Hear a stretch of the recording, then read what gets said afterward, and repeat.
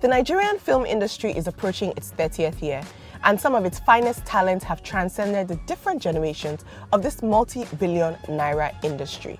Joke Silva is an actor, producer, director, and businesswoman.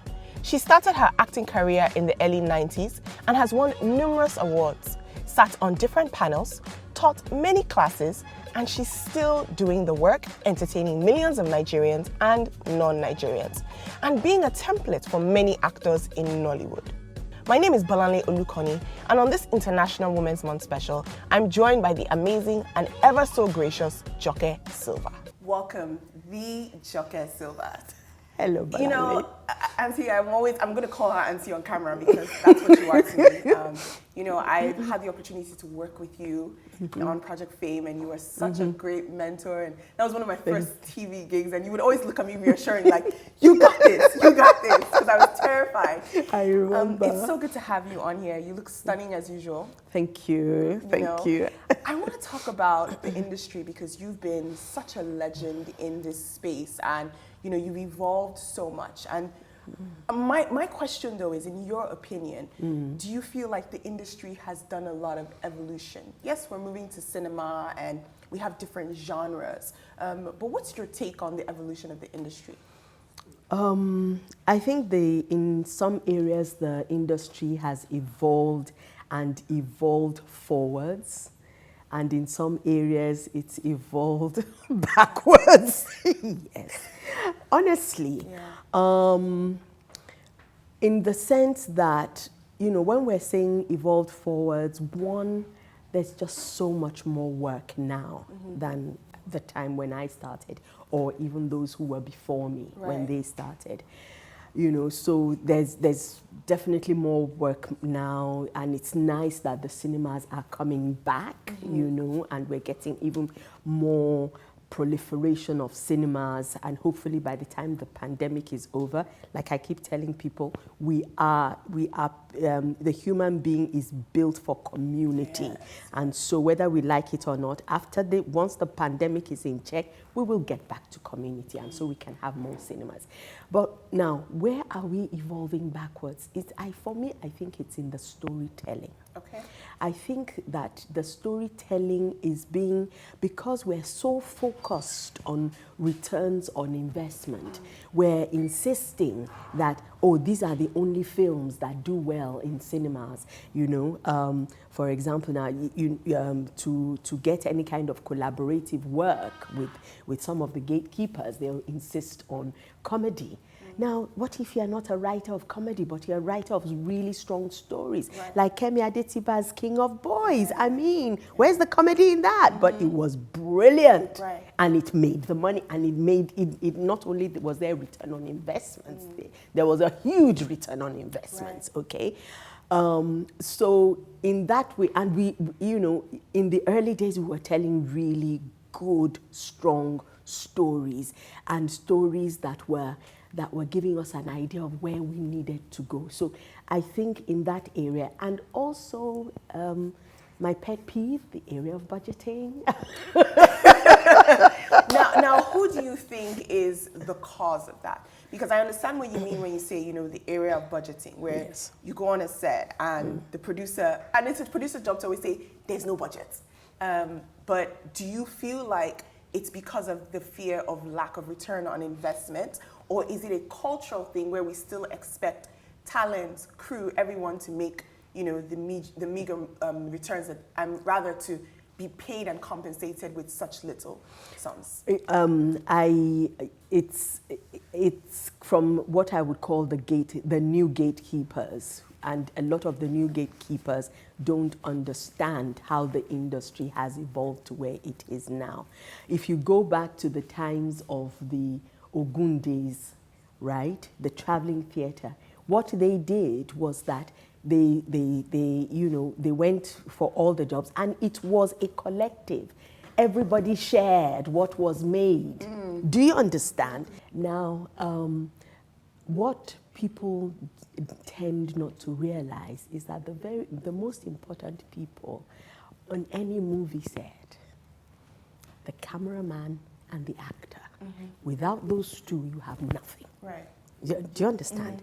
And so the other industries, the other influential industries in the world, whether it's Bollywood or Hollywood, they understand the necessity for the actor, and that is why they are so well compensated. Without them, you cannot get your audience. Right. And so you need to compensate them very well so that they bring their best to the fore. For now, we will not have that Oscar film until we get,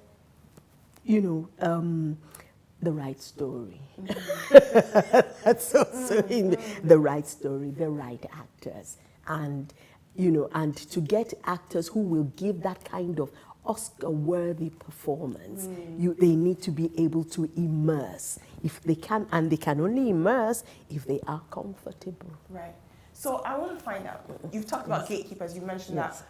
Who are these gatekeepers? Are you talking about... I'm not going there. No, not the specific names, but are you talking about distributors, or are you talking about, the people that sponsor the films? You What see, category? sometimes you're talking about distributors, and then you are talking about distributors who are also producers, who are also, there's almost a clash. What's the word now? America has a word for it, where there's, I've forgotten now. It seems, there seems to be such total control, too much control.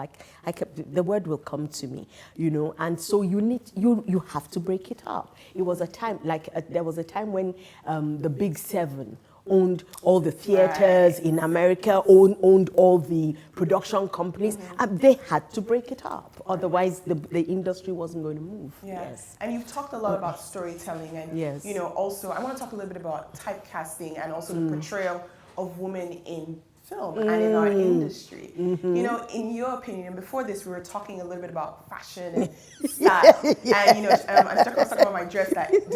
Does this designer have non-form fitting clothing? Yes.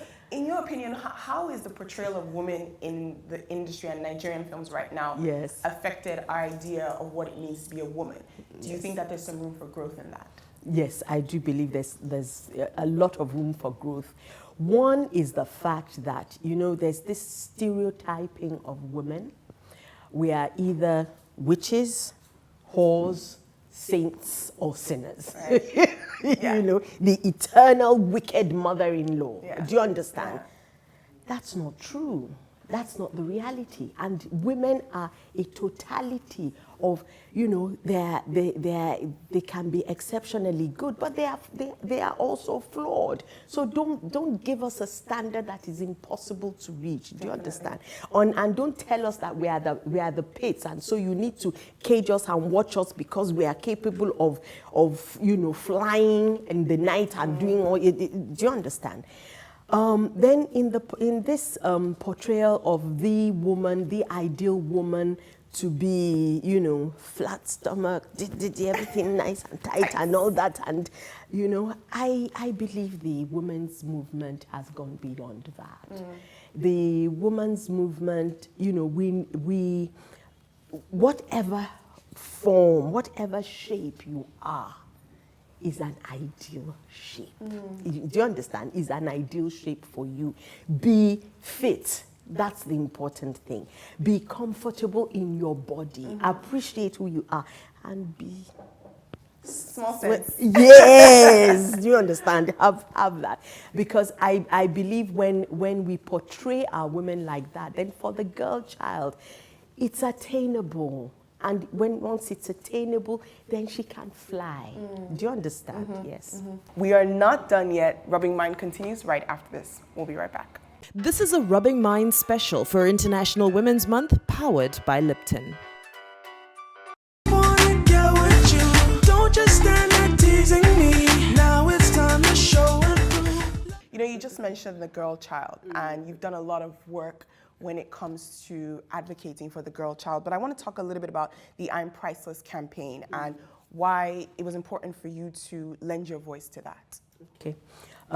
Several years ago, I read the story of a young man who had been taken, who had just wanting to get out of this country at all costs, took the Libyan route through one of our states, our northern states, and took the Libyan route. And it was a real life story.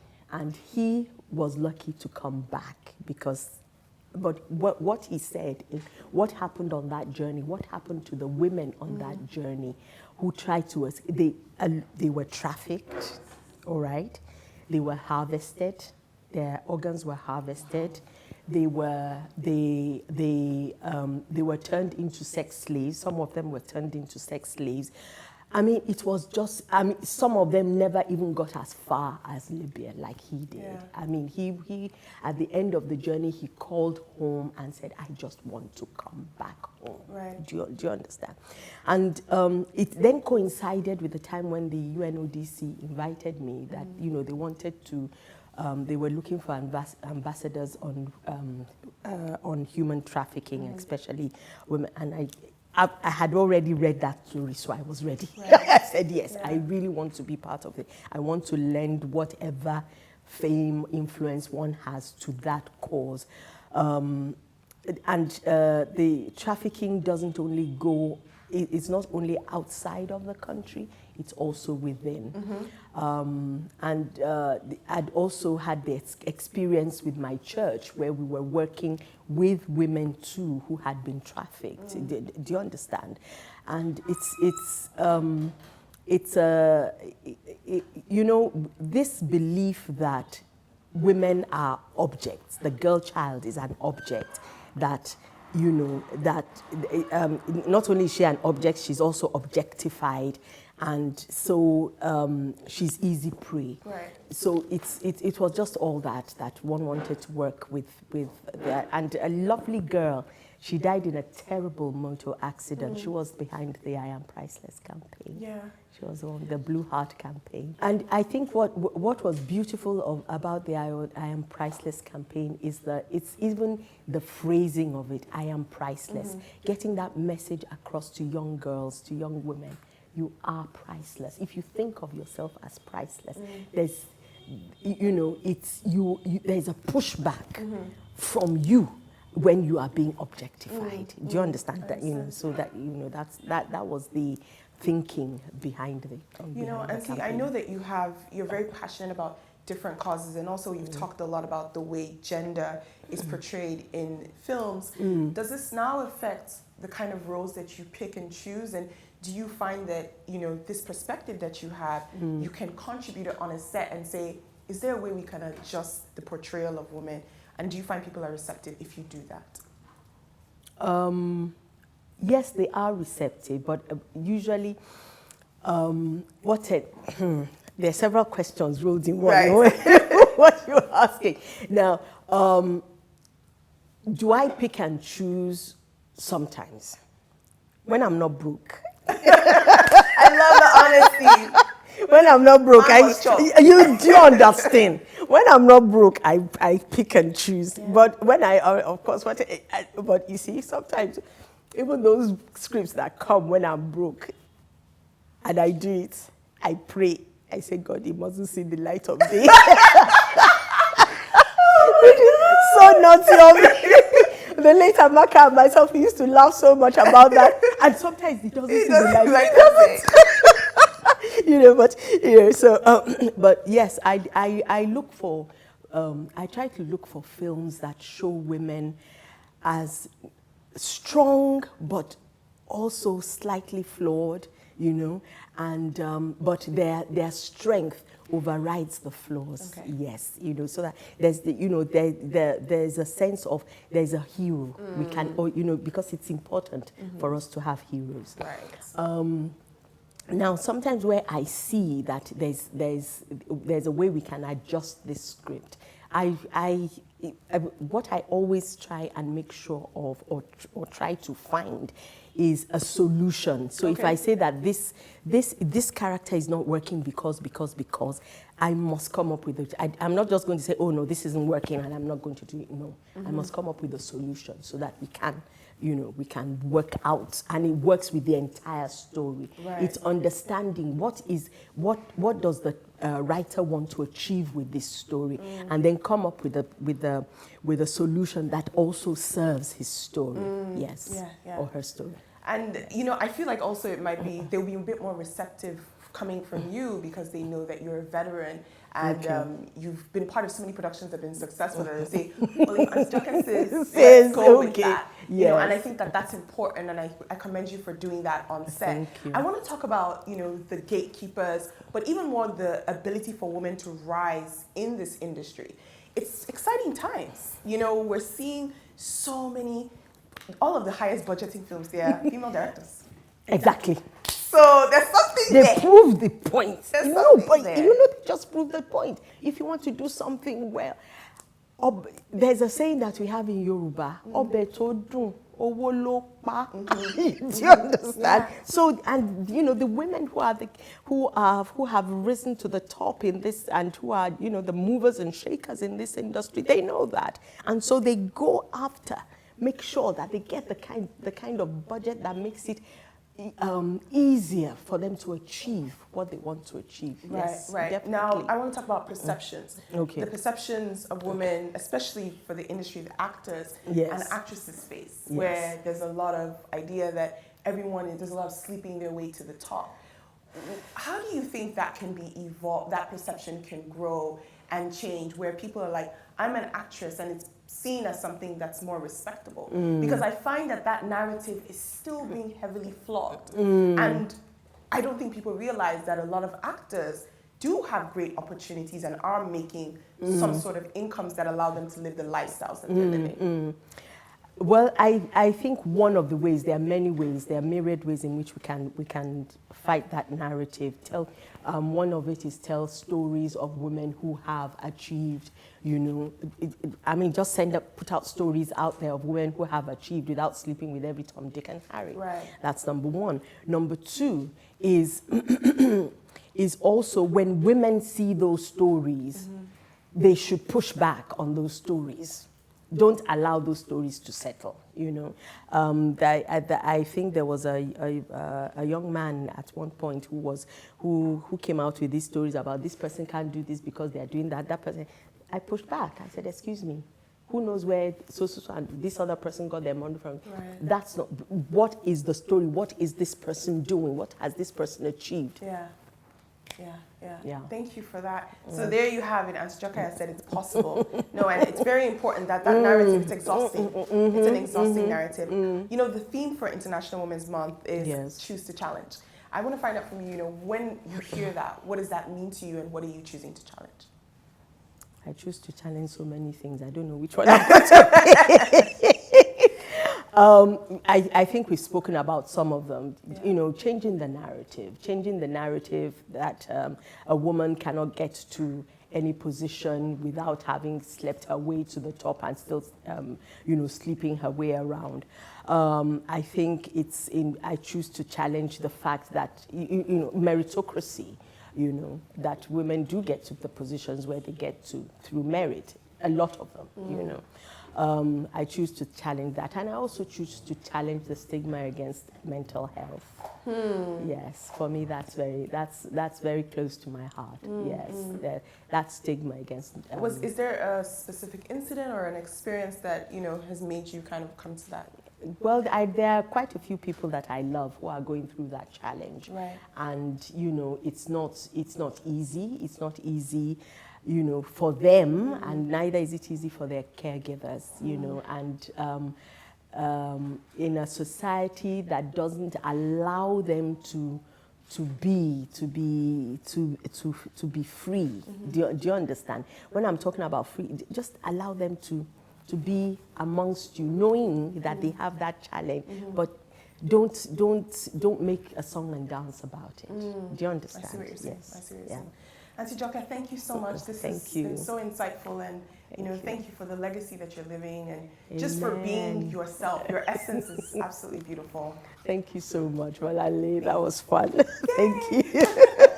This has been a wonderful conversation with the Joke Silva. Don't go anywhere. Rubbing Minds will be right back. This is a Rubbing Minds special for International Women's Month, powered by Lipton.